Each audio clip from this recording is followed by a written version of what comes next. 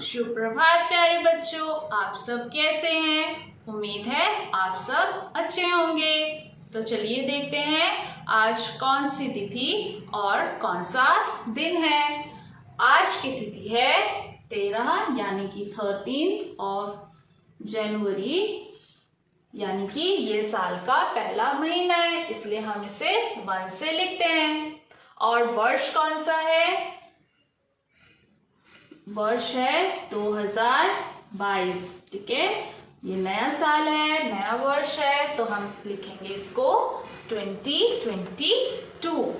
और आज दिन कौन सा है? आज दिन है गुरुवार। कौन सा दिन है? गुरुवार, जिसको हम थर्सडे भी बोलते हैं। ओके, गुरुवार। प्यारे बच्चों, हम मात्रा के रूप में स्वर सीख रहे हैं, तो चलिए देखते हैं हम कौन कौन सी मात्राएं कर चुके हैं। हम अ की मात्रा नहीं होती है, ये भी हमने इससे शब्द बनाना सीखा था। आ की मात्रा हम सीख चुके हैं। ई, छोटी ई की मात्रा जो किसी भी वर्ण के आगे से लगती है, ये भी हम सीख चुके हैं। ई की मात्रा हमने की थी। उ की मात्रा, और ये है बड़े ऊ की मात्रा। री की मात्रा हम सीख चुके हैं। ए की मात्रा और ए, इसकी डबल मात्रा होती है, ये भी हमने सीखी। ओ की मात्रा सीखी थी हमने। औ की मात्रा भी हम सीख चुके हैं। आज हम एक नई मात्रा सीखेंगे, नए स्वर की मात्रा, जो है अंग की मात्रा। इसका प्रयोग देखिए आप, एक बिंदी के रूप में किया जाता है। ऐसे बिंदी लगती है। आज हम किसकी मात्रा करेंगे? अंग की मात्रा। तो चलिए शुरू करते हैं।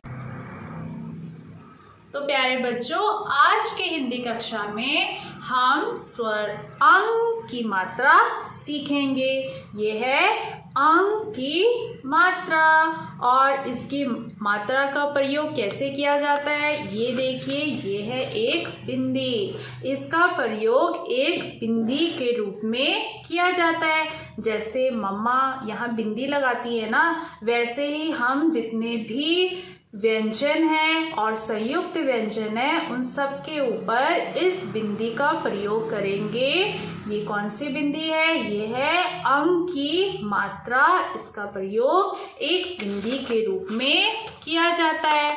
और अंग की मात्रा की जो ध्वनि होती है वो कैसे निकल रही है? अंग, यानी कि जब हम इसका प्रयोग करते हैं तो हम जो हमारी आवाज़ है वो हमारे गले और हमारी नाक से आती है। इसीलिए अंग की मात्रा को अनुस्वार की मात्रा भी बोला जाता है। क्यों बोला जाता है अनुस्वार की मात्रा? अनुस्वार की मात्रा इसलिए बोला जाता है क्योंकि जब हम इसको बोलते हैं अंग की मात्रा, तो आप देखना आपके गले से और आपके नोज से इसकी आवाज़ आती है। तो प्यारे बच्चों, चलिए सारे व्यंजनों और संयुक्त व्यंजनों पर अंग की मात्रा जो एक बिंदी के रूप में प्रयोग होती है, लगाकर देखते हैं उसका सही उच्चारण कैसे होता है। तो यहाँ देखिए, सबसे पहले क्या है, आपको दिख रहा होगा। तो देखिए, सबसे पहले है क। क्या लिखा है? क के ऊपर अंग की मात्रा लगाएंगे, यानी जो स्टैंडिंग लाइन है इसके ऊपर कैसे लगाएंगे? एक बिंदी के रूप में। तो क्या बन जाएगा? कन। ये देखो मैंने लगा दी, बिंदी दिख रही है, तो क्या बन गया? कन। ठीक है, ख के ऊपर लगाएंगे तो खन। कन, खन। मेरे गले से और मेरी नोज से आवाज आ रही है, कन, खन। ग के ऊपर लगाएंगे तो गन। घ के ऊपर लगाएंगे तो घन। कन, खन, गन, घन और अंगा खाली। ठीक है, अब अंग की मात्रा च से चम्मच च के ऊपर लगाएंगे तो चन। छ के ऊपर छन, ज के ऊपर जन, झ से झंडा, झन, और या खाली, चन, छन, जन, झन, या खाली। अब ये क्या है, क वाले है ना सारे व्यंजन, यानी नीचे से थोड़े मोटू मोटू से। तो ट के ऊपर टन, थ, थन, द, धन, ढ से ढक्कन, धन, और ना खाली। त के ऊपर लगाएंगे तो तन, ऐसे बिंदी लगाएंगे। थ के ऊपर थन, द के ऊपर दन, ध के ऊपर धन, न के ऊपर नन। आप देखो गले से और नोज से आवाज आ रही है। प के ऊपर लगाओ पन, फ के ऊपर फन, ब के ऊपर बन, भ, भन, म, मन। य के ऊपर मन बोलेंगे, म न मन नहीं, मन।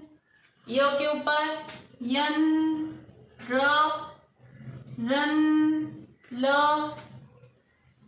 लन, व, वन, श, शन।